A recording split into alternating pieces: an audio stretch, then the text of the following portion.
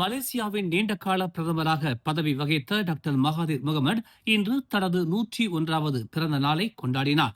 9 உடன்பிறப்புகளில் இளையவரான Mahathir 1925ஆம் ஆண்டு ஜூலை 10ஆம் தேதி கெடாவில் உள்ள அலோஸ்டாரில் பிறந்தார்.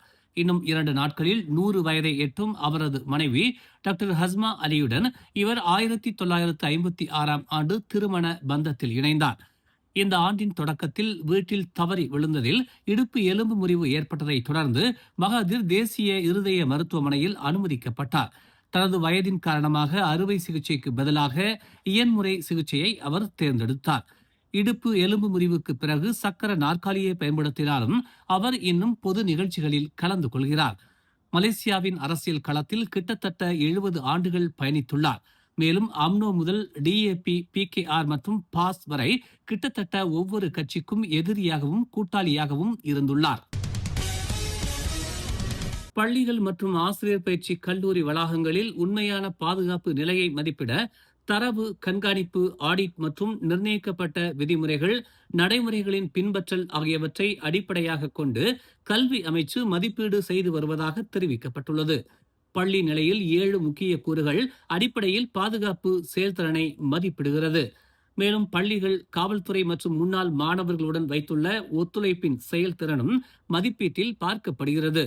அதோடு பள்ளியின் பாதுகாப்பு அம்சங்கள், பாதுகாப்பு அமைப்புகள் மற்றும் சிசிடிவி முறையாக செயல்படுகிறதா என்பதும் கவனிக்கப்படுகிறது.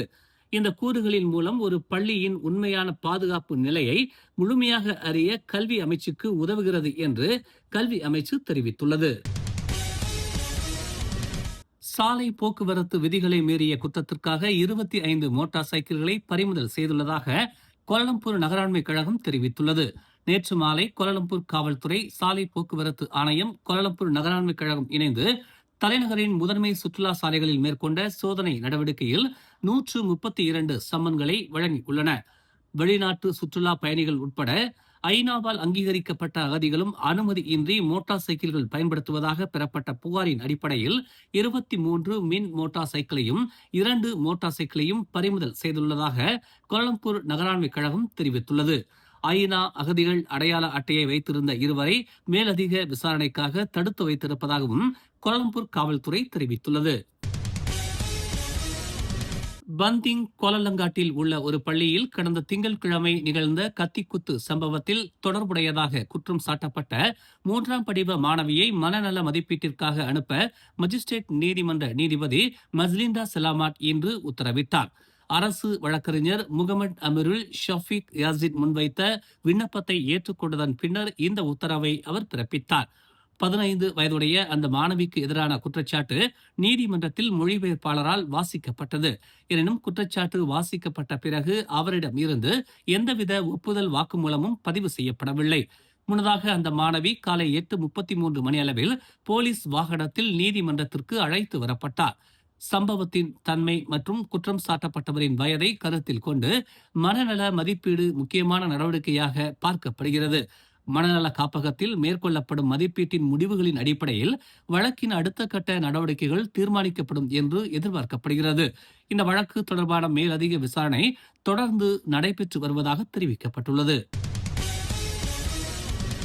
கொரியர் சேவையை பயன்படுத்தி பல்வேறு வகையான போதைப் பொருட்களை கடத்த முயன்ற நடவடிக்கையை அரசு மலேசிய சுங்கத்துறை முறியடித்துள்ளதாக ஸ்லாங்கூர் சுங்கத்துறை இயக்குநர் முகமது அசார் அமட் பஹாராசி தெரிவித்துள்ளார். கடந்த ஏப்ரல் மற்றும் ஜூன் மாதங்களில் மேற்கொள்ளப்பட்ட தனித்தனி நடவடிக்கைகளில் மொத்தம் 5,13,045 ரிங்கிட் மதிப்பிலான போதைப் பொருட்கள் பறிமுதல் செய்யப்பட்டதாக அவர் கூறினார்.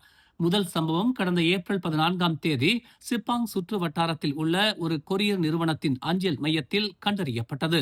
இறக்குமதி செய்யப்பட்ட ஒரு கொரியர் பெட்டியை சோதனை செய்த போது அதில் 781 கிராம் எடை உள்ள கஞ்சா பூக்கள் பறிமுதல் செய்யப்பட்டன.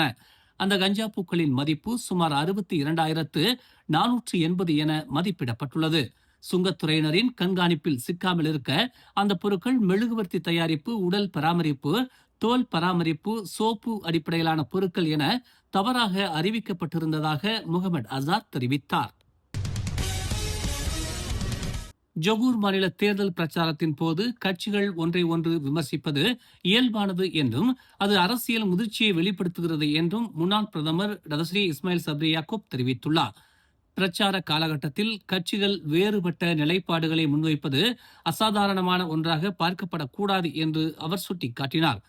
அந்த கட்சிகள் அரசாங்கத்தில் ஒன்றாக இருந்தாலும் தேர்தல் நேரத்தில் தங்கள் கொள்கைகள், கருத்துகள் மற்றும் நிலைப்பாடுகளை மக்களிடம் விளக்குவது ஜனநாயக நடைமுறையின் ஒரு பகுதி என்று அவர் தெரிவித்தார். இத்தகைய சூழ்நிலை தாம் பிரதமராக இருந்த காலத்திலும் ஏற்பட்டதாக இஸ்மாயில் சப்ரி நினைவூட்டினார். அப்போது பிற கட்சிகள் இணைந்து அரசாங்கத்தில் இருந்தாலும் தேர்தல் நேரங்களில் வேறுபட்ட பிரச்சார அணுகுமுறைகள் இருந்ததாக அவர் தெரிவித்தார். மலாக்கா தேர்தலை எடுத்துக்காட்டாக குறிப்பிட்ட அவர், தேர்தல் பிரச்சாரத்தில் ஒருவரை ஒருவர் விமர்சித்தாலும் பின்னர் அமைச்சரவை கூட்டங்களில் அனைவரும் தொழில்முறை முறையில் பணியாற்றியதாக விளக்கினார். இதனால் பிரச்சார மேடைகளில் இடம்பெறும் அரசியல் விமர்சனங்கள் அரசாங்கத்தின் செயல்பாட்டை பாதிக்கும் என கருத தேவையில்லை என்று அவர் வலியுறுத்தினார். மேலும் செய்திகளை தெரிந்து கொள்ள தமிழ் மலர் இணையதளம், தமிழ் மலர் செயலி மற்றும் மலர் டிவி யூடியூப் சேனலை வலம் வாருங்கள். எங்களோடு இணைந்திருக்க மலர் டிவியை பதிவு செய்து கொள்ளுங்கள். உறவுகள் மகிழ்ந்திட விருப்பம் மற்றும் பகிர்வு சேவையை சொடுக்கிடுங்கள்.